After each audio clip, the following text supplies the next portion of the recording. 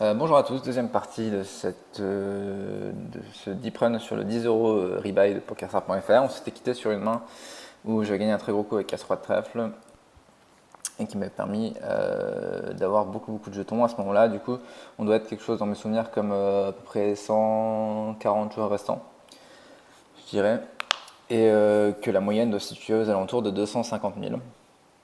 Donc maintenant, avec 590 000 jetons, pratiquement 85 000 jetons, on a 650 000 jetons, même. On peut voir l'avenir sereinement.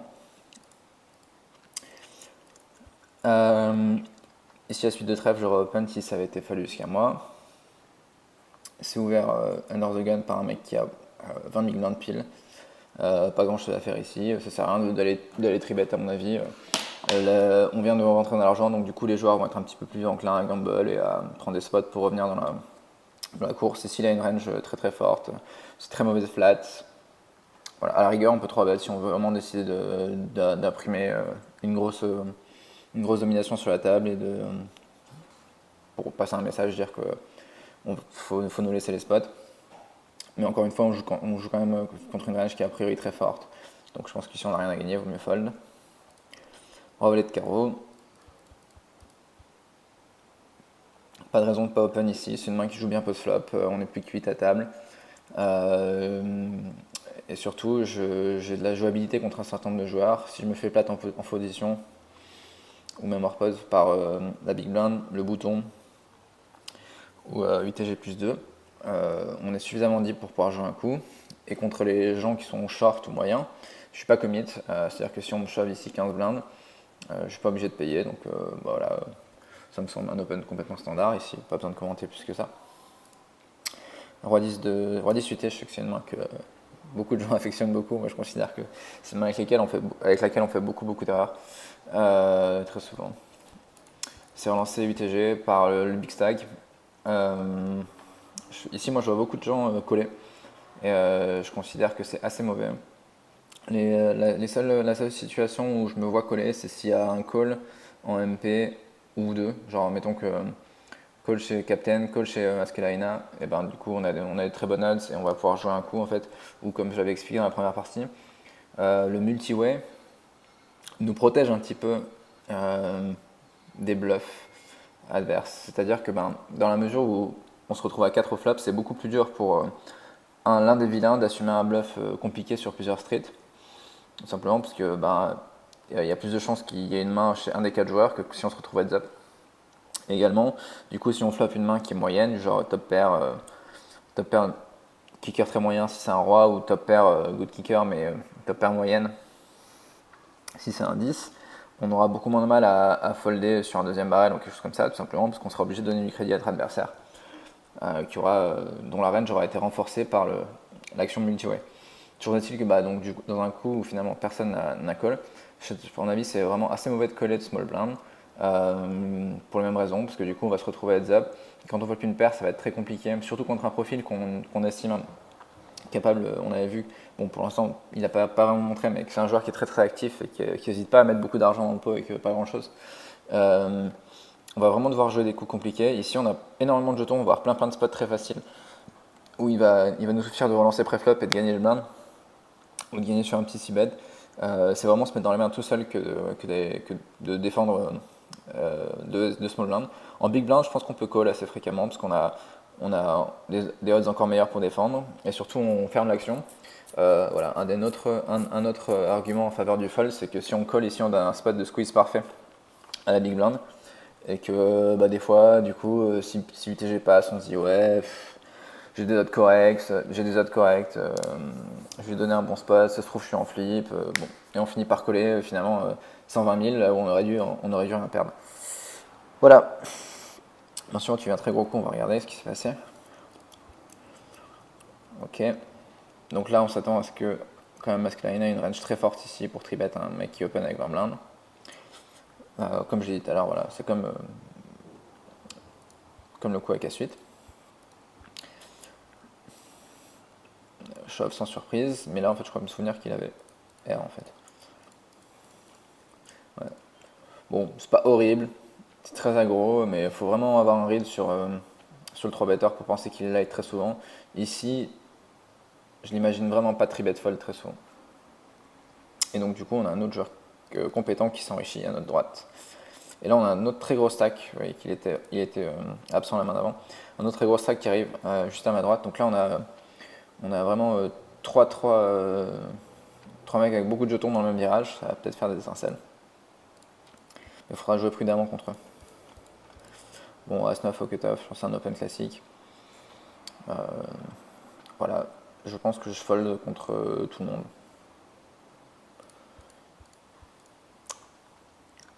En cas de tribet ou de riarisoline. As-Valet. Un open aussi assez standard, je pense, même en début de parole. Ici, je suis prêt à coller gigs, évidemment, pour juste au-dessus de 10 big blind. J'ai quand même une main forte pour la situation. Je vais passer sur un shove de Pouponiyou, pardon. Parce qu'avec 16 blindes, face à un reshove de 16 blindes, je vais vraiment très bien figurer avec As-Valet. En gros, j'espère qu'il va avoir 7, 7, 8, 8, 9, 9, un truc comme ça. Mais pareil, encore une fois, en fait, quand vous avez vraiment beaucoup de jetons comme ça, la majorité de votre argent, vous allez le faire en relançant pré-flop et en volant les blindes, en gagnant des petits coups. Voilà, vous relancez à 20 000, vous récupérez 23 000. Si vous le faites 2-3 fois par tour, votre tapis va augmenter de manière fréquente sans jamais devoir prendre de risques. Et donc en fait, la stratégie vraiment, c'est de relancer loose et de coller tight. Si vraiment vous pensez avoir un edge sur le field, ce qui en toute prétention est mon cas ici, vous n'avez pas besoin d'aller jouer des flips pour 15, 20%, 25% de votre stack. Il faut vraiment engager vos jetons dans les situations où vous pensez être devant, parce que sinon, c'est mettre à mal en fait l'avantage en jetons que vous avez et qui vous permet de continuer à pouvoir aborder ce style, c'est-à-dire que vous êtes très actif pré-flop, mais tant que les autres ne s'adaptent pas, vous allez devoir coller tight. Si jamais on vous restyle 15 fois de suite, évidemment, il faudra s'adapter et peut-être coller avec As-Valet. Mais tant qu'on ne vous prouve pas le contraire, vous n'avez pas intérêt à mettre vos jetons en danger sur des coups avec des mains fortes, moyennement fortes, on va dire. Voilà. Bon, du coup tapis, on s'apprête à payer, pardon. Mais là il y a un flat. Alors quand il colle ici, en général il a une main très très très forte. Tout simplement parce que déjà l'action se passe en early, moi je lance UTG plus 1, tapis UTG plus 2 et just call juste derrière. Ici moi je vois énormément de joueurs en fait. Alors déjà, on va parler de plusieurs choses. Je rebranche ma batterie, excusez-moi. Voilà, c'est bon. Alors, la plupart du temps, les joueurs qui call ici, en fait, c'est pour passer sur un shove du TG. C'est-à-dire qu'ils ont une main qui pense être devant Giggs et qui est très forte pour passer, mais ils n'ont pas envie d'engager leur 35 blindes et quelques contre UTG si jamais UTG les shove. Donc en général, ça va être des mains comme peut-être As-Dame, paire de 10, des choses comme ça. Vraiment, la plupart des temps, des gens qui call comme ça, c'est pour fold sur un reshove du TG. En revanche, moi, vraiment, ce que j'aime bien faire, c'est si jamais j'ai deux as de roi, c'est just call, ici, pour laisser l'opportunité à UTG de faire une bêtise. Simplement parce que, vu ce qui me reste derrière, en fait, le coup va toujours être facile à jouer post-flop. S'il call, le pot il fera 300, il me reste 267. Et si j'ai deux as de roi, en gros, je lui laisse l'opportunité de faire une connerie, de mettre 10 blindes de plus avec paire de 7, avec as-dame, je sais pas, des choses comme ça. Et, alors que moi, je vois la plupart des joueurs qui, en général, ici avec deux as de roi, sont tout contents de mettre tout de suite leur 30 blindes au milieu pour isoler ce joueur-là. Et qu'en fait, votre meilleure chance de rentabiliser complètement votre main, quitte à vous la faire craquer une fois de temps en temps. Mais vu qu'on est à 130 joueurs, restant, c'est pas dramatique, quoi. J'aurais plus tendance à reshove, à isoler, genre bulle de TF ou en demi-finale. Parce que là, ne pas buster et gagner des chances, c'est très important. Ici, vous êtes là pour rentabiliser votre main maximum, quoi. Donc si vous avez deux as, je considère que moi c'est très bien joué de flatter ici. Voilà. Petite parenthèse. Et donc du coup, moi, sachant ça et que je considère quand même que même si Mitya est un peu fou, c'est plutôt un bon joueur et qu'ici il y a une range forte, je vais toujours passer à As-Valet. Voilà. Parce qu'en même temps, je suis même pas sûr d'être devant la range de Giggs. Donc bon, voilà. Je passe, et je sais plus ce qu'il y a, je crois qu'il y a paire de 9 et roi dame. Deux rois, bon. Ok. Paire de 9 c'est limite, moi je pense que à sa place j'aurais passé. J'aurais passé tout simplement parce qu'il faut qu'il s'attende à ce que moi je paye quasiment tout le temps.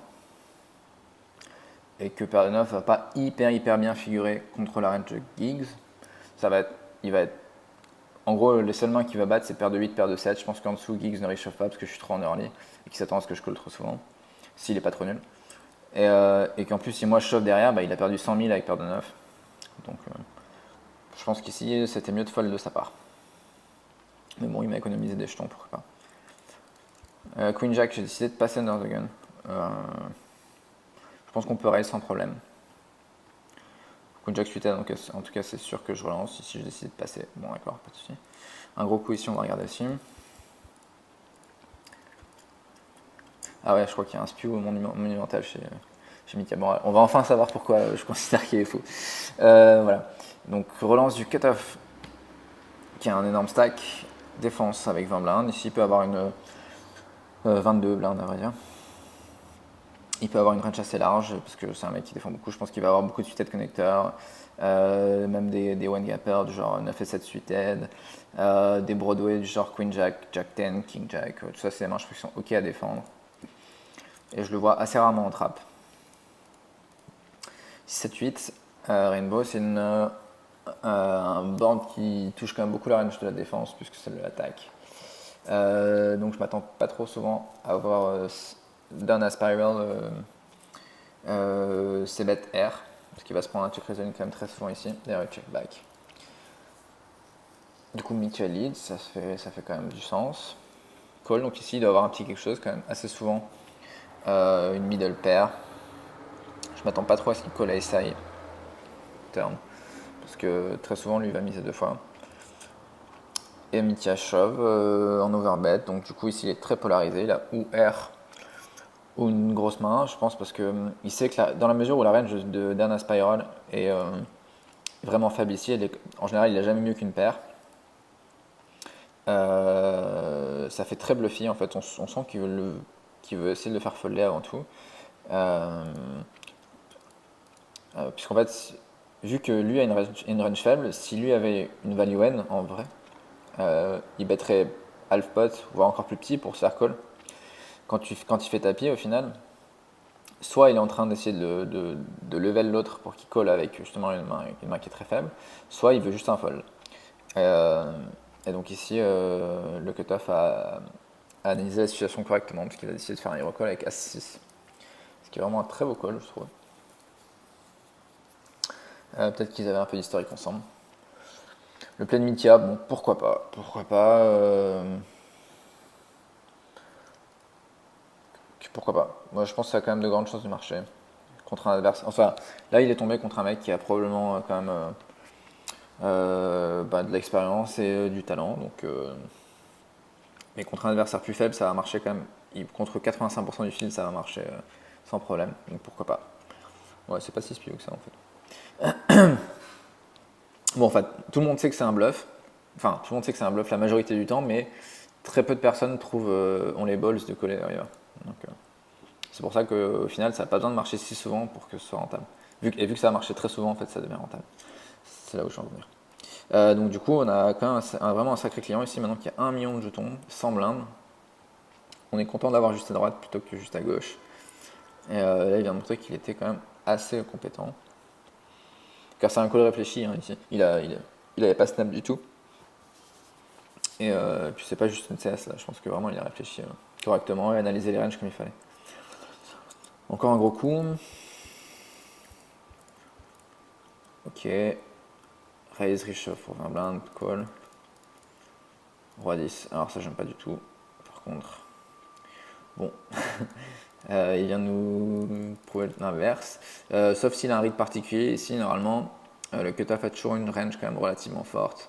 Quand on a 1 million de jetons ici, c'est pareil. C'est pas la peine de vouloir à tout prix écraser la table et se dire il est en train de me voler, je vais les restyle, j'ai 2 Broadway, ça va tenir, je vais avoir 30% et tout. C'est du spook d'aller perdre 20 blindes ici, je pense, avec Roi 10 off. On fold, il n'y a pas de souci. Bon, il a quand même failli lui péter ses as, mais j'aime pas du tout. Bien joué de la part des As.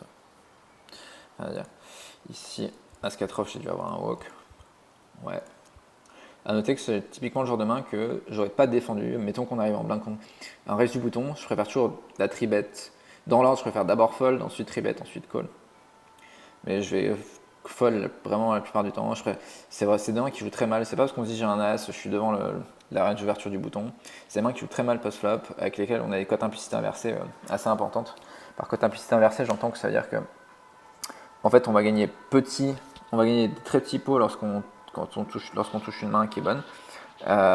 Et on va perdre énormément les fois où on va toucher une seconde deuxième main, par exemple l'autre a un meilleur as et on trouve l'as. On va forcément perdre de street. Et tribet, j'aime pas trop non plus, parce que voilà, As-4 suited, ça joue un petit peu mieux, on peut barrer les backdoor draw, les choses comme ça.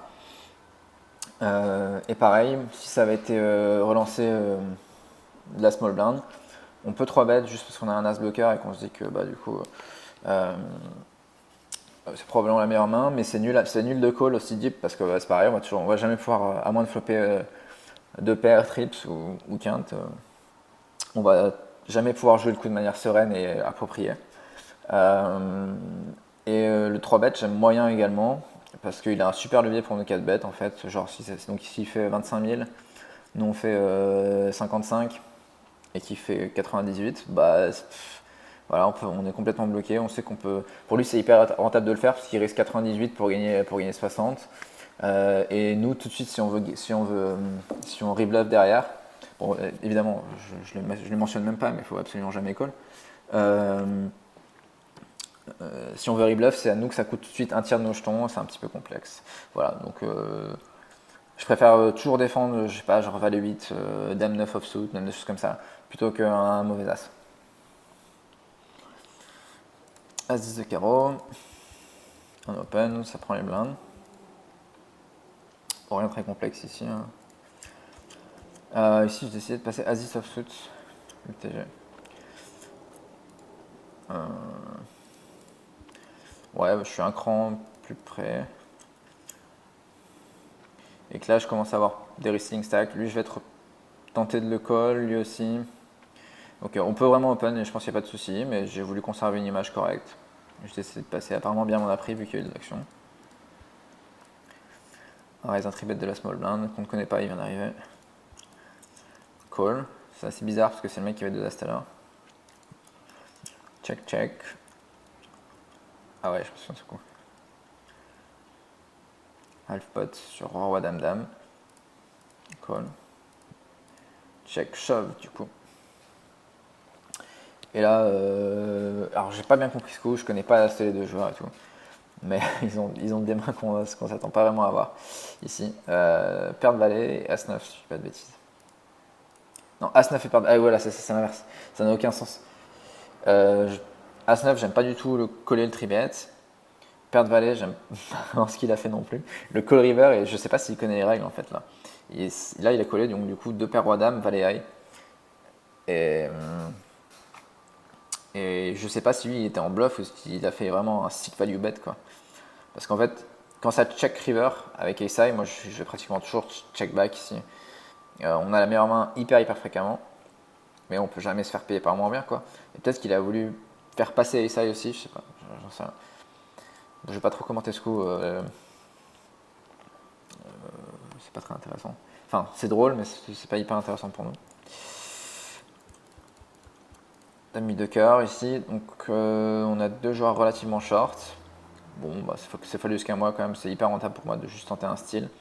Et le plus souvent, c'est plus la big blind qui va défendre. Lui, où il va faire tapis, ou va passer. La big blind, si elle défend, j'ai quand même une main qui joue correctement. Donc voilà, je gagne le coup pré-flop. As-10 en MP. Ok, toujours pareil, donc j'ai beaucoup de crédit. C'est vraiment ça en moi, roi 10, je pense que j'aurais peut-être open. Bon, je sais pas, parce que vu que j'ai fait As-10 quand même le coup d'avance, c'est fort probable que j'aurais passé vu la dynamique. Voilà. 2 As. Bon, pour l'instant, rien de spécial à commenter. Tous mes coups sont gagnés pré-flop. J'ai pas joué un seul coup. Ok, un petit spot sympa ici. Open du bouton. comme je dis tout à l'heure, voilà, c'est exactement la même situation. D'ailleurs, j'avais As-4 off, j'aurais plus passé qu'autre chose, même s'il était plus deep tout à l'heure, il a dû perdre un peu de jetons. Là, on a notre ami qui a joué le coup avec As-10, avec As-6 pardon, et Roi-10. Il est probablement bon, mais il aime pas trop fold a priori. Qui prend un spot de 3 bêtes, il 3 bêtes tout petit en mettant quand même beaucoup de pression sur le stack adverse. Donc lui qui démarre le coup avec 30 big blinds. Et là, je considère que là, par contre, moi, j'ai un super spot de call 4 bet. Simplement parce que le call 4 bet, déjà, c'est beaucoup moins fréquent que les 3 bêtes. Aujourd'hui, même les 3 bêtes, quand même, tout le monde se dit, putain, il est light. Nan, nan. Les call 4 bet, c'est quand même moins fréquent. Pareil, je le fais parce que j'ai un as bloqueur. Et donc, ça réduit les chances qu'il y ait un as chez l'un ou chez l'autre. Et quand même, il y aurait des as, il leur faut quand même, en général, tout le temps au moins les queen pour pouvoir fight back, comme on dit. Et donc, la question ici, c'est le sizing. Je vais faire un sizing qui représente beaucoup de force, mais qui ne me... En fait, faut pas que... si je m'amuse à faire 3 fois, je vais devoir mettre 200 000 jetons, et ça me commit contre Maskelaina. Maxalaina, bon c'est pas grave, je le prononce comme j'ai envie. Contre Maxalaina, ce qui est horrible, parce que du coup, si je fais 200 000 tapis, bon évidemment je peux toujours trouver un fold en sachant que je suis grillé quoi. Mais en termes d'odds, voilà, je vais avoir 200 000 à compléter dans un pot qui en fera 600. Je vais avoir du 3 contre 1 avec un as, théoriquement c'est une grosse erreur de fold. Donc le sizing adapté, c'est un sizing qui met moins de 1/3 des jetons de Maxalaina en jeu. Et donc du coup j'ai essayé de faire tout petit, pratiquement un min raise, même moins que ça. Et en revanche ça met énormément de pression sur les deux joueurs, parce que de toute façon lui ne peut jamais call. Lui je m'attends pas donc à ce qu'il call a priori. Et qu'en fait, il peut plus maintenant, il peut plus 5-bet bluff. Lui, il peut pas 5-bet bluff de toute façon parce que ça le met à tapis. Et lui, s'il 5-bet bluff, en fait, il sera commit contre moi. Enfin, s'il 5-bet, même s'il fait 200, il sera pratiquement commit contre moi. Donc en fait, juste, je lui coupe tout moyen d'action au cas où il n'est pas une vraie main. Et puis même s'il a quelque chose comme As-Valet, contre lequel, pardon, il peut très bien 3-bet As-Valet en value contre lui, dans l'objectif de payer un tapis. Et elle sera visée ici, tout simplement parce que moi j'affiche énormément de force et que ce serait dommage pour lui d'aller perdre 600 000 jetons sur les 900 qu'il en a avec As-Valet dans un spot où finalement il n'a pas investi grand chose jusqu'à présent. Donc voilà, je considère que c'était vraiment mon spot et c'est passé. Bon, j'ai eu la chance de. Il a quand même réfléchi un petit peu. Donc je pense qu'il avait une main, on va dire, qui était en value contre lui et qui finalement a considéré que je n'avais pas trop intérêt à se friter contre un trop gros stack. Voilà, c'est cool. Donc moi c'est pareil, sinon en termes de risk-reward c'est pas très compliqué. Vous voyez, il y a 100, voilà. C'est un peu ce qui peut vous aider aussi en termes de sizing. Il y a 127 000 au milieu, et moi j'ai mis 127 000. Donc il faut que ça marche une fois sur 3 pour que ce soit rentable. Et ça va marcher bien plus. Voilà. Je gagne un petit bloc, et ça entretient aussi une image agressive. Donc si jamais j'arrive à avoir une main contre un des deux à un moment, j'aurais peut-être de l'action. Jack 9 suited, c'est plutôt une belle main.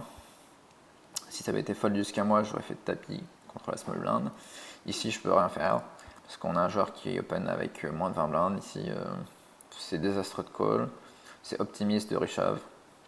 Et ce qui doit vous faire penser qu'il est encore plus fort que d'habitude, c'est en plus de la zone dans laquelle il open, c'est qu'il ouvre sur un joueur qui a moins de 10 big blinds, donc contre lequel il sera commit. Voilà. Ici, je pense que j'aurais fait tapis avec une range, disons, paire de 9 plus, As-Dame plus. Voilà, donc très tight quand même. Paire de 9 ici, je suis prêt à payer tout le monde à tapis derrière. Pour l'instant, ça gagne le coup pré-flop.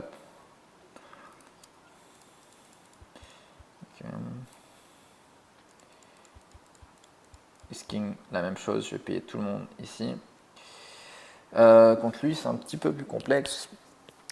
Mais on a vu qu'il collait les tribets avec As-9 et tout. Je pense que j'aurais quand même mis tout l'argent au milieu de manière assez sereine. Et contre lui, si 3 bêtes, j'ai 4 bêtes shove. Il décide de défendre, on va voir ce qui se passe. Il décide de défendre. Pas un super flop, mais c'est mieux que 6-7-8, c'est mieux que 6-8-9, c'est mieux que 6-8-8 avec 2 trèfles. Donc quelque part, c'est un flop qui touche la range de la défense, mais la paire limite un petit peu les draws qu'il peut avoir. Et donc ici, j'ai quand même aucune raison de ne pas ces bêtes, je pense que c'est très souvent la meilleure main. Et si je check back, je vais me prendre un stab tout le temps. Donc on a le droit de décider de check back et de tout call derrière en se disant que ben voilà, on l'a attrapé entre guillemets et que on va call down soit on va les 10 haut. Mais la manière la plus simple de jouer le coup, ça reste encore, je pense, de stay bet. Voilà. Ben, mais on ne connaît pas l'adversaire. Si on connaît ses tendances, si on considère qu'il défend très très très large et que derrière il bluffe tout quand on check, pourquoi pas. Mais là dans le doute, voilà. C'est un tout petit bet, 2 blindes comme préflop, 30 en 80. Il peut pas faire grand chose de toute façon s'il a rien. Dame 10 de cœur, je open pour. Ici j'aurais collé lui. C'est un petit peu loose comme open, mais maintenant j'ai récupéré des jetons. Et puis j'ai vu que apparemment la table se défendait pas vraiment. Là je pense j'étais dans une période où peut-être je m'attendais plus à me faire tribet ou à ce que les mecs gamble. Là j'ai vu que j'avais que des nids derrière, donc je peux me permettre de relancer ça. Même si j'ai vraiment la seule personne contre qui j'ai un coup post flop à jouer, c'est lui. Bon, ça gagne. Idem avec As Valet. J'aurais collé lui, mais pas sur lui, peut-être. Bon. Là, vous voyez, tous ces coups à 51 000, c'est des coups qui ont été relancés pré-flop et gagnés pré-flop. Ok. Ne surtout jamais coller ici. C'est 10 blindes, enfin c'est 11 blindes. On a des Broadway, mais bon. You shove under the gun. Et juste avec Roi 10, vous êtes devant rien. Donc ça ne sert à rien. Dame de cœur, je pense que j'étais tenté de jouer ce coup. Ouais, tout à fait. Ici, c'est une très belle main pour flat.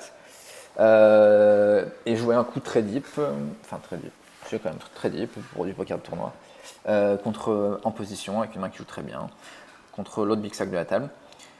Le seul truc qui fait que le flat est peut-être pas génial, c'est qu'on a 3 short stacks derrière qui vont avoir des très bons spots de squeeze. Si jamais Geeks fait tapis, qui passe, évidemment on va payer, on aura une cote trop bonne et une main qui va bien se défendre en général. On peut trouver un fold contre lui parce qu'il va avoir 200 000 euros. 200 000. Lui, ça va être limite. En revanche, si Donna Spiral paye un des tapis avant nous, il faut toujours absolument fold. Le coup va être absolument injouable, sinon, parce que mettons que ça fasse tapis, donc plus ou moins 170 000 et qu'il call, c'est très très mauvais d'aller mettre un quart de nos jetons avec Dame Valet suited dans un pot protégé où en fait notre main n'a plus aucune jouabilité, quoi. La force de Dame Valet suited, c'est de pouvoir jouer deep un coup en position et de flopper un gros truc et de se faire payer, quoi. Quand le pot est déjà trop gros, on se retrouve avec un SPR trop faible pour jouer nos tirages de manière efficace. Bref, je rate le flop.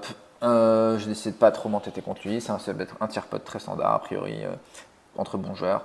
Je pourrais float vu qu'il y a le 9 de cœur et que du coup j'ai des backdoor quinte et des backdoor flush. Mais j'ai décidé de pas m'entêter. Là vraiment je suis dans une optique vraiment small ball comme vous avez vu.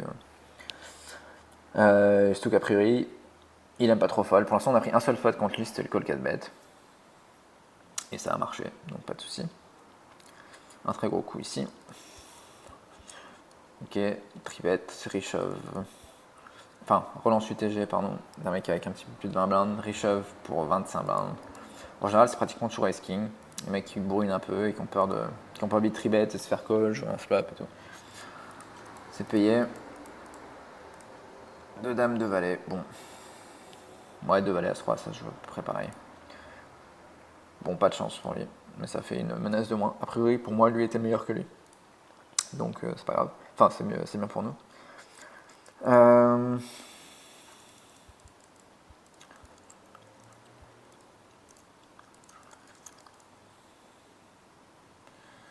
Ok, on va regarder ça. Donc, ça va être ce que je viens de dire que Maskelaina était meilleur que Captain des CHV, ça va être confirmé juste ici. Ce qu'il open ici un min raise, bon, pourquoi pas. Tapis 10 blindes juste derrière. Call chez la small blind. Il décide de call pour un tiers de ses jetons. Dame Valet offsuit.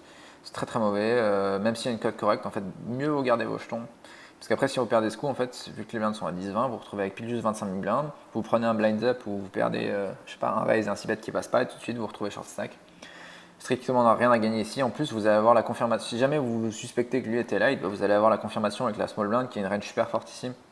Le mec il s'est laissé déblinder à 6 blindes, il n'a pas bougé une oreille depuis 10 tours. Voilà, c'est nul de coller Dame Valet ici.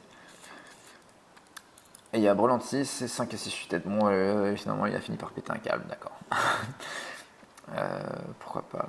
Non, c'est très mauvais. Mieux vaut faire tapis first in 9-3 offsuit que de call. Pardon. Non, vous avez une chance de triple up. Bon, c'est pas horrible. Mais déjà, faut pas vous laisser déblinder ainsi. Et un Richard un poil optimiste, mais pourquoi pas. Ok. Ma suivante que je joue, paire de 10.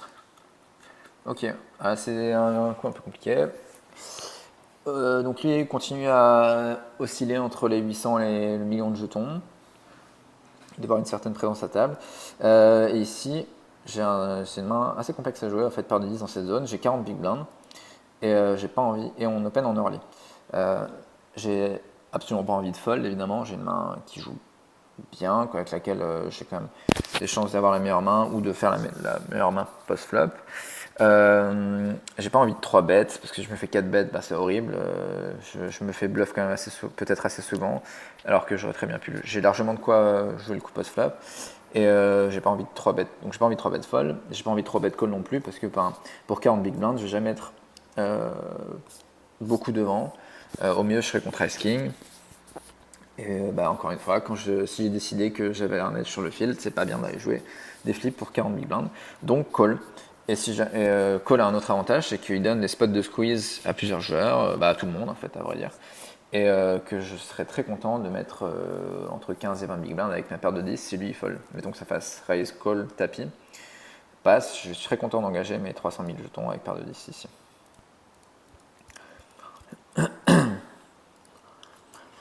Valet 3, et il check. Ce que je trouve assez surprenant, parce qu'on a vu que c'était un mec qui a priori était plutôt parti pour 6 bêtes, qui met pas trop folle. Peut-être peut-être c'est la surprise que je flatte en early une main, et donc il s'est dit que j'étais en train de l'attraper avec une très grosse main. Ce qui est plus ou moins le cas. Finalement, Pocket 10 c'est quand même souvent une premium. J'ai pas une très très grosse main, mais voilà. Ici, du coup, je pense que j'ai un bet quand même assez facile. On peut check back, mais il y a quand même beaucoup de turns qui vont être emmerdantes. Donc pourquoi refuser de gagner le coup tout de suite? Il check fold. C'est assez surprenant de sa part, mais on prend. Ok. Et là, vous voyez que le pot fait 1,8 million. J'ai donc gagné un énorme coup. Avec paire de dames. C'est foldé jusqu'au bouton. Toujours le même gars. Et là, il décide. Là, j'ai plusieurs options. Je pense que le premier choix, évidemment, c'est de 3 bêtes, paire de dames, pour la valeur, tout simplement, parce que c'est la troisième main du jeu. C'est une main très forte. Et que bouton contre small blind, j'ai beaucoup de value à prendre contre un bon joueur qui, a priori, va quand même assez fréquemment se défendre, ou en 4 bêtant, ou en collant. Mais j'ai décidé de prendre une autre ligne qui était de just call pour plusieurs raisons. Simplement parce qu'encore une fois, même si pour l'instant ça n'a toujours pas marché, j'offre un très bon spot de squeeze à la big blind. Ceci dit, a priori, c'est pas un happy squeezer. On a vu que ça fait un moment qu'il se laisse mourir, il tourne autour des 10 blindes. Mais bon, toujours est-il que s'il a paire de 8, je vois pas comment il peut résister me faire tapis. Première chose. Deuxième chose également, même si pour l'instant il n'a pas montré que le bouton n'a pas montré qu'il était complètement fou pré-flop, je suis dans un spot assez chiant si je me fais 4 bêtes, parce que du coup c'est moi qui vais devoir prendre le gros 5 bet all-in. J'envisage vraiment pas de fold. J'ai pas envie de call, parce que si me retrouver dans un pot énorme qui fera aux alentours de 300 000 jetons avec pocket queens hors de position, c'est jamais quelque chose de très agréable. Encore que on peut décider de call et de check raise all-in tous les flops, ça peut. Sauf avec un os ou un roi, ça peut se défendre. Voilà, mais bon, bref, j'ai décidé de jouer le coup relativement slow. Le big blind ne bouge pas une oreille. Et on flop top 7 sur dame 9-5 avec 2 piques. C'est quand même un board avec énormément de tirages. Et quand il fait ses bêtes standards à un tire pot, je pense que c'est très important de raise tout de suite. Il y a beaucoup de joueurs ici qui se disent bon j'ai top 7 ici, il peut rien avoir, enfin c'est pas qu'il peut rien avoir, mais parce qu'il y a beaucoup de tirages. Mais justement parce qu'il y a beaucoup de tirages, du coup il faut absolument relancer pour protéger, pour faire payer les tirages et éventuellement déjà prendre de la value sur beaucoup de choses. C'est pas dit qu'il passe un 9, c'est pas dit qu'il passe déjà des tirages moyens du genre open-ended, comme valise shove, des choses comme ça. Et également, s'il a des combos draw, eh ben, il peut peut-être nous shove, enfin, nous 3 bet le flop et call un shove, ou même call un fold sur un shove. Bon, bref, je pense que c'est très important de check raise ici. Et là, je me souviens qu'il a tank, genre il a pris la moitié de son time avant de shove. Et là, ça me fait un petit peu chier, parce qu'en général, je sais qu'il a toujours un combo draw. Mais bon, je snap parce que j'ai top 7 et voilà que il a strictement rien. Enfin, ce serait illogique de dire non, mais je sens que les pics vont tomber quoi. Et que bah, c'est à 89 du tournoi dans mes souvenirs. Et que bah, même si voilà, là on a 850 000 tous les deux, la moyenne c'est 450. Bon, on va jouer un pot à 1,8 million. Ça fait un peu chier, mais on peut rien y faire quoi. Là vraiment, on a le nuts au flop donc voilà. Et au final, il est un des combos draw les plus faibles, avec 6-7 de pique, donc trouve en plus une gut shot à la turn. Il fait flush, mais je fais full river. Et là, c'est vraiment un pot très très très important, quoi. Enfin, je dirais que ça fait du bien que ça tienne. Et au final, bah, contre ce combo draw là précis, je suis quand même favori à 68%, un truc comme ça. Donc voilà. Mais contre quelque chose comme valet 10 de pique, roi valet de pique, j'aurais pu être plus mal. Le truc, c'est qu'en plus, bon, bah là en l'occurrence j'ai top 7, mais je vais quand même, mettons que j'ai As-Dame ou Roi-Dame, je vais quand même assez fréquemment check raise top pair pour la valeur. Et c'est aussi pour ça qu'il faut check raise, simplement parce qu'on a quand même pas mal de value incrédible ici, sur une défense de small blind.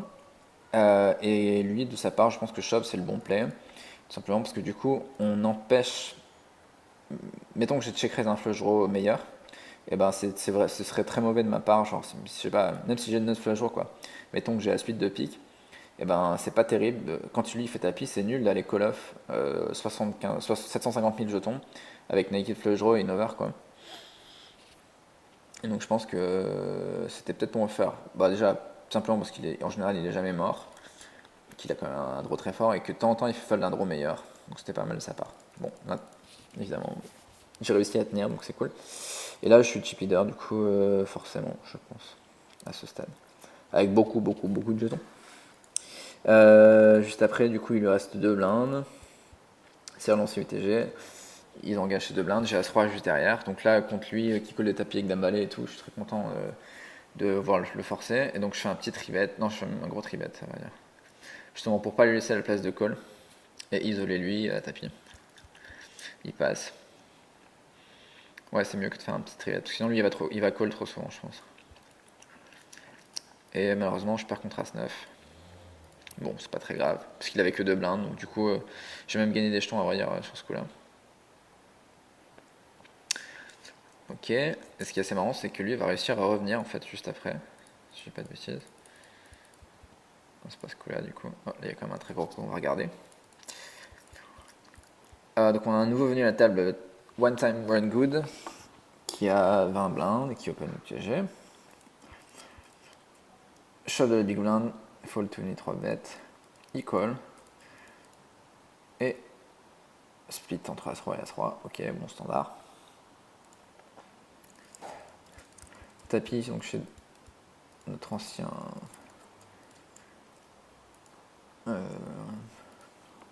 concurrent. Et il tient As-Dame contre 9 et 10 de carreau. J'aime pas du tout ce call avec 9 et 10 de carreau. Si vous avez 1 million de jetons, pourquoi pas, parce que c'est une main. Là, il est censé vraiment chever quand même pratiquement tout.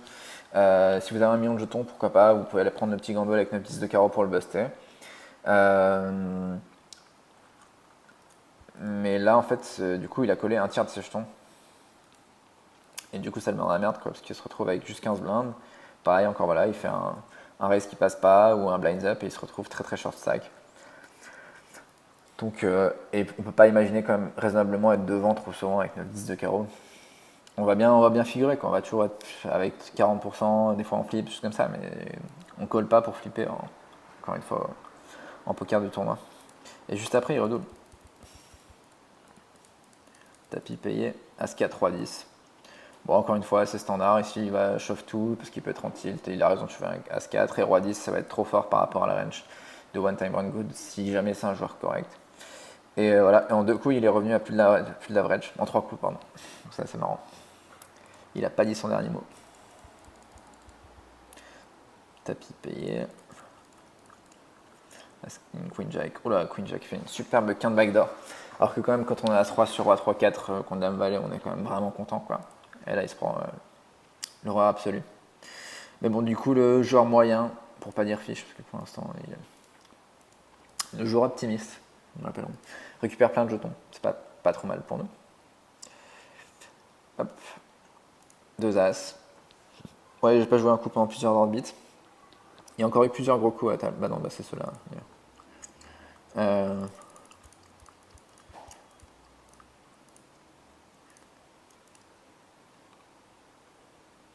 Chef de As, 2 As, ok. Ouais, je sais pas pourquoi je regarde ça. Ouais, c'est ça. Bref. Donc voilà, j'ai pas joué un coup. C'est que la table commence à devenir un peu plus short et tout, donc on peut pas faire grand chose. Encore une fois, un nouveau venu, Bucket 01 avec beaucoup de jetons. Open chez Dana Spiral, du coup, qui s'est maintenu aux alentours de 650 000 jetons. Et bon, j'ai déjà fait le coup tout à l'heure de flatter une très grosse main avec 2 dames. Finalement, bah, j'en suis arrivé à la conclusion qu'on ne pouvait pas compter sur lui pour squeeze, vraiment. Donc ça sert à rien d'essayer de l'attraper.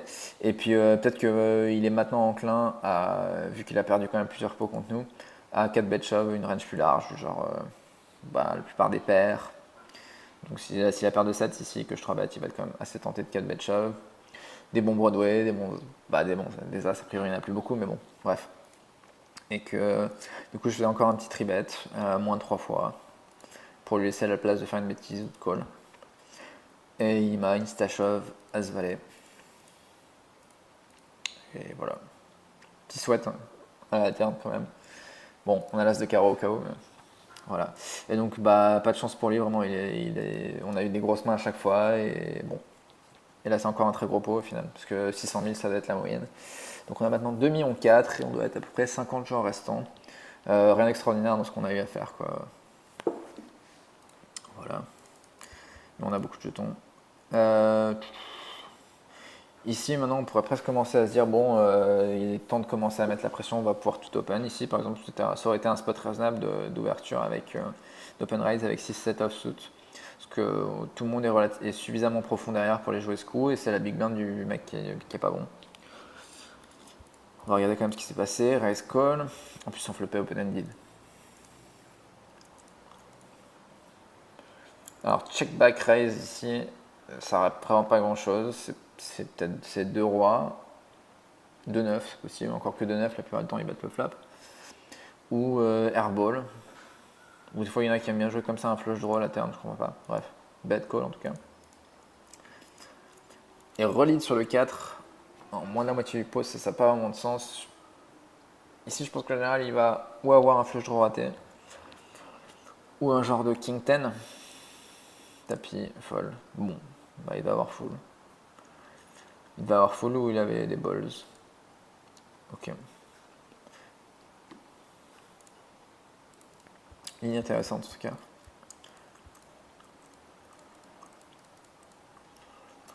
Standard. Ok.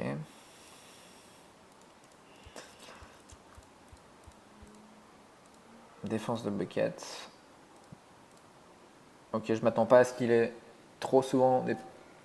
Bah si, il va quand même avoir fréquemment des petites paires dans sa range de défense. Mais quand je décide de c-bet ce flop, c'est pour barrel plusieurs fois. Donc je fais tout petit au flop, comme je le ferai avec toute ma range. Et s'il s'accroche, je vais miser, je pense, 3 fois en général. Tout simplement parce que moi, j'ai tous les fulls forts, à savoir 2-10 plus, quoi, on va dire. Et lui, toutes les mains supérieures à 2-10, normalement, il est 3 bêtes. Donc les seules mains qu'il va avoir ici, ça va être c'est full au 6, full au 5, full au 4. Et c'est des mains qui ne peuvent pas payer 3 fois. Voilà, bon, pas besoin de se prendre la tête, il faut le flop. Ok.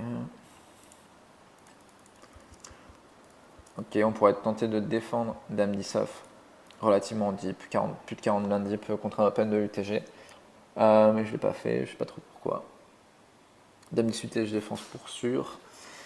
Bon, voilà, je pense que c'est pas horrible de défendre. Si on a un plan, si c'est juste pour check fold, c'est pas terrible. Il y a eu plusieurs gros coups ici, on va regarder celui-là par exemple.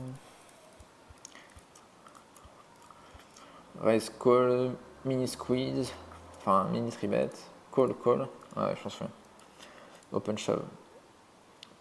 Pour pot, il passe call avec croix dame et lui il a 2 as. Ouais. Ouais, as played, il peut pas faire grand chose. Faut peut-être pas flat, 3 dames ici. Sur un open, un mec qui avait un blind. Under the gun. Et j'aime pas trop sa façon de jouer. Je préfère faire un petit peu plus cher là.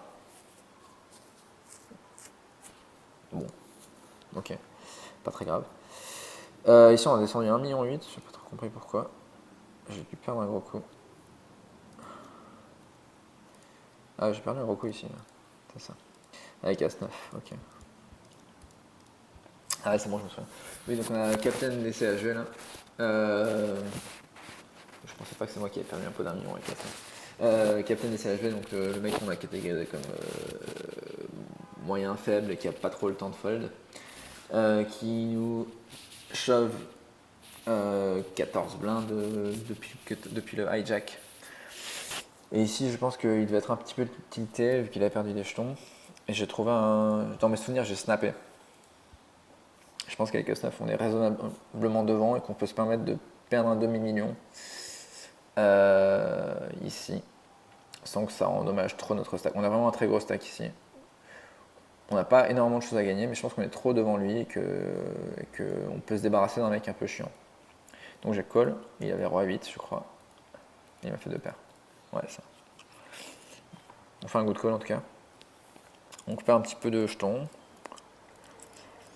Et on tombe à 1,8 million sur 20-40. Donc c'est quand même encore un stack très très confortable. Ça doit toujours être top 3 à ce moment-là. On a un mec qui a plus de jetons que nous ici. 2 mecs qui ont plus de jetons que nous. Mister 9-10 of clubs. 0 read sur qui que ce soit à part lui ici. Et Bucket là, qui avait joué le coup bizarrement. Ah si, Koniskas du coup c'est celui qui avait joué bizarrement ses 2 as. Ok. Ouais, donc il doit pas être très évolué, donc c'est pas très grave. Lui on le connaît pas. Et Bucket c'est le mec qui avait roi dame de carreau. Ok, donc ici on est content de tout mettre contre lui. Lui. Et contre 2 on va viser en fonction du sizing. Ce qui se passe. Payé par Captain des CHV. Payé par la Big Blind. Bon. On trouve quand même un très bon flop. On a tap kicker. Il y a quand même un certain nombre de draws. Je pense qu'un c-bet, un tiers pat ici est standard. C'est ce que j'aurais fait avec toute ma range. Tout simplement parce que c'est un flop qui favorise l'attaque et que j'ai un très bon risk reward à faire ça. C'est-à-dire que quand je mets un tiers pot, il faut que ça marche une fois sur 4 pour que ce soit rentable. Et je me fais raise ici par lui. Et vu l'historique, effectivement, en tente, il va avoir paire de 3, il va avoir paire de 6. Ponctuellement, il va avoir même As-6 suited. Mais trop souvent, il va juste avoir un flush draw ou R. Et je me vois pas trop souvent fold contre lui As-Roi sur ce flop avec juste 2 fois le pot derrière. 2 fois et demi, pardon. Du coup, il y a plusieurs options ici. On peut soit call et check resolve la turn sur un blanc. Mais ça fait un peu chier quand il y a un cœur. Ou on peut soit re-raise le flop, mais du coup on va être obligé de payer tapis, ou faire tapis.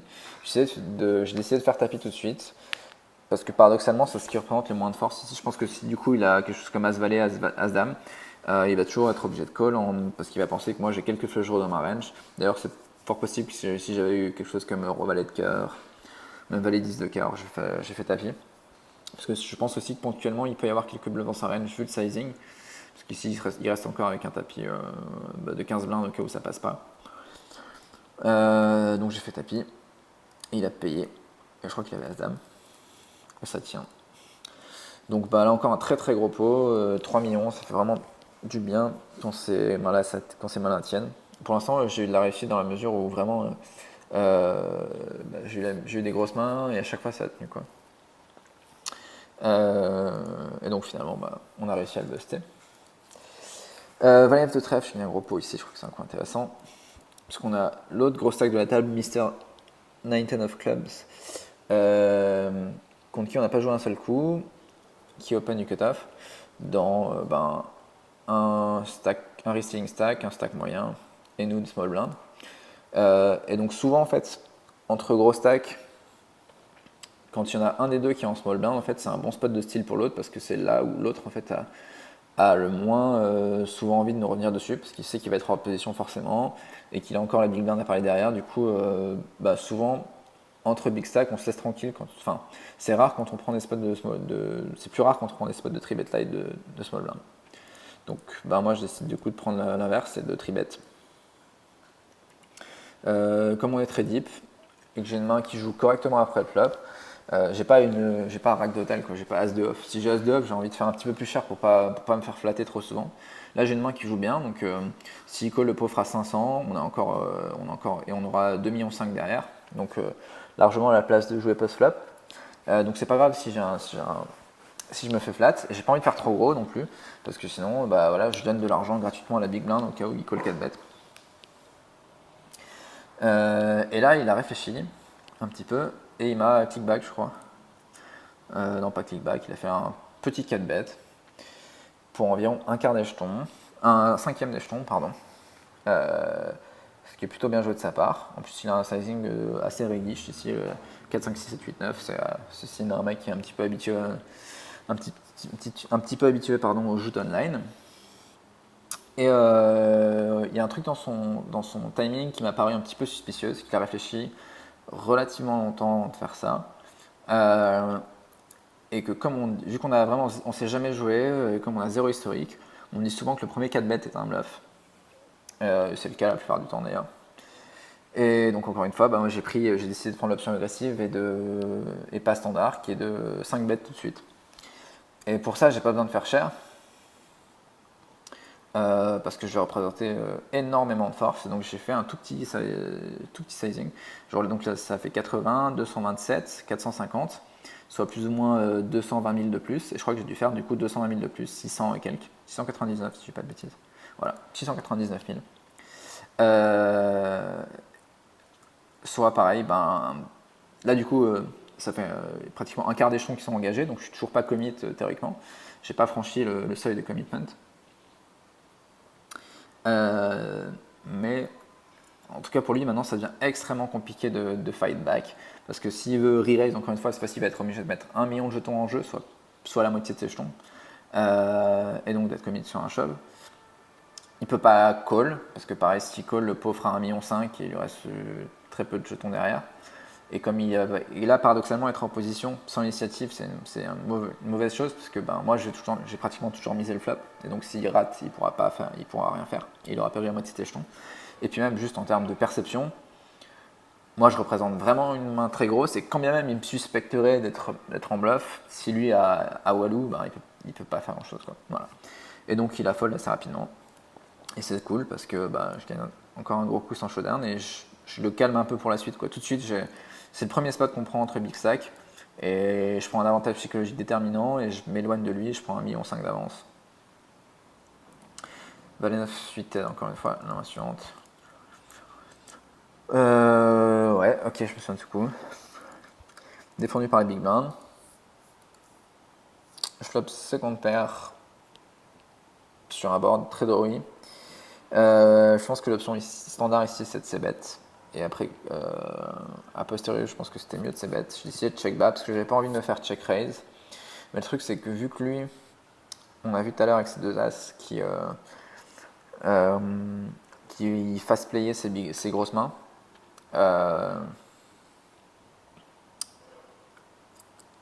Qu'est-ce que je voulais dire du coup du coup, si je me fais check raise, je peux lui faire confiance assez fréquemment en fait.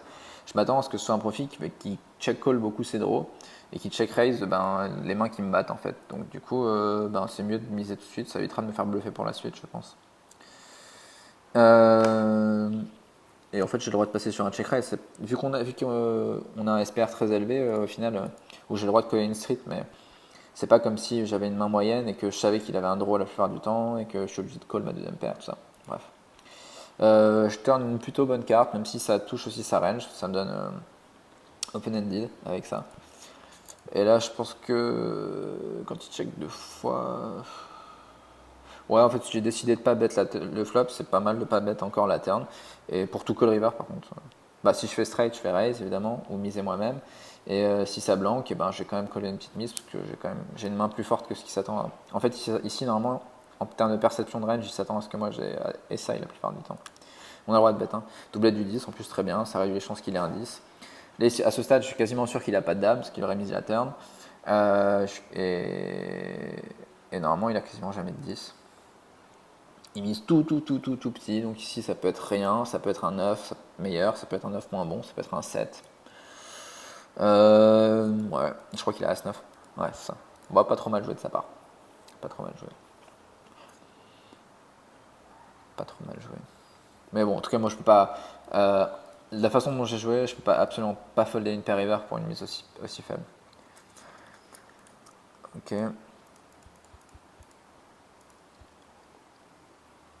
Mr. 9 of Clubs, open avec 40 big blinds du bouton, j'ai roi 10 off. Et ici, je pense que c'est une main qui est parfaite pour défendre. Qui va flopper assez bien et avec laquelle j'ai un SPR suffisamment élevé pour pas devoir m'engager si je flop top pair. Et qui va être suffisamment devant sa range également. Donc un call est facile, je pense. Et standard. As 3. C'est pas un mauvais flop pour un 1. C'est mieux que As 3-3 par exemple. Donc que As 7-2. Parce que quand il y a 2 As, ça réduit les chances qu'il en ait un. Il fait un 6 bet standard. Et donc ici, je pense que j'ai quand même vraiment fréquemment. En fait, bah, je bats toutes ces mains qui n'ont pas fait de paire. A priori, bah, sauf King Queen et King Jack. Mais je pense qu'on peut faire une sorte de reverse float en pensant avoir la meilleure main quand même fréquemment, très souvent pour une aussi petite mise. Et que si j'avais eu un As, en plus je l'aurais joué de cette manière, j'aurais pas raisé probablement. Et on va aviser en fonction du sizing. Donc check call me semble assez standard. Ici, décide de bet encore petit, une carte qui ne change a priori rien. Et je crois que dans la dynamique, je me sentais vraiment confiant ici d'avoir la meilleure main une nouvelle fois. Donc j'essaie de continuer à payer. Il peut aussi y avoir toujours encore le flush draw, des choses comme ça. Et je pense que sur là, s'il mise cette carte maintenant, sur un blanc, j'aurais peut-être été tenté de payer une troisième fois. En me disant qu'il me faisait un bluff désespéré. Mais s'il mise maintenant, tous les draws sont entrés, c'est-à-dire 5-6 et le flush draw. Et normalement, il est encore capable de value bet un as, théoriquement. Parce que moi, si j'ai flush, je pense que je vais lead la river. Et donc, s'il mise encore cette river, je vais passer. Mais il check back. Donc, quand il check back, en général, j'ai gagné. Et il a juste la pointure en dessus. Roi 9. En dessous, pardon. Roi 9 suited. Donc, un 2 barrel qui fait pas trop de sens. Autant de mon point de vue, je pense que ça fait sens de coller 2 fois roi haut, pardon. Parce qu'il veut me faire folder tous une middle pair, je sais pas, un truc comme ça. Mais bon, si je fold par haut, je fold pas une middle pair non plus, a priori. Autant de son point de vue, du coup, enfin, si j'ai payé le flop, j'ai forcément quelque chose. Ou alors il pense que j'arrive à reverse l'autre. Voilà. Il pense que je sais pas, dame balai ou 8 et 9, et que juste je reverse l'autre pur. Et il n'a pas osé fire une troisième fois sur cette carte qui va quand même souvent compléter les mains que j'ai. Parce que pour avoir que les 2 fois, j'ai ou un as ou un flush draw, quoi. Bon, en tout cas, c'est un gros pot, c'est cool.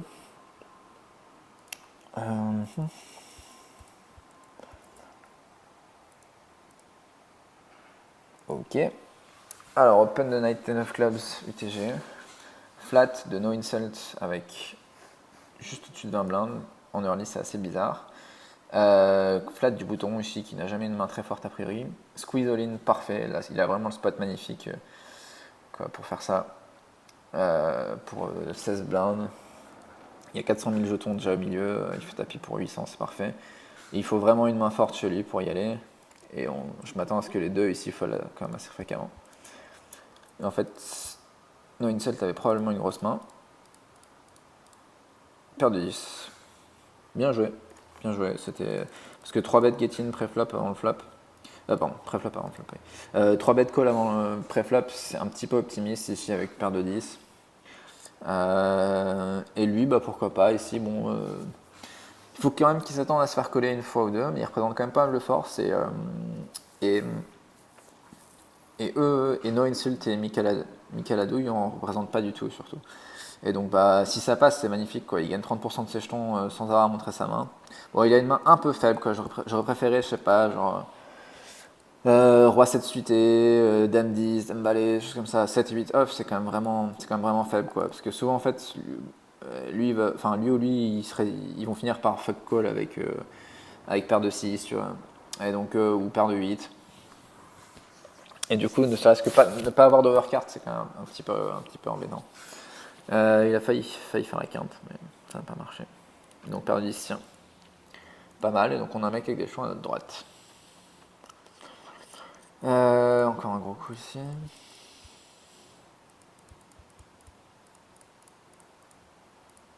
Ok, que du standard ici.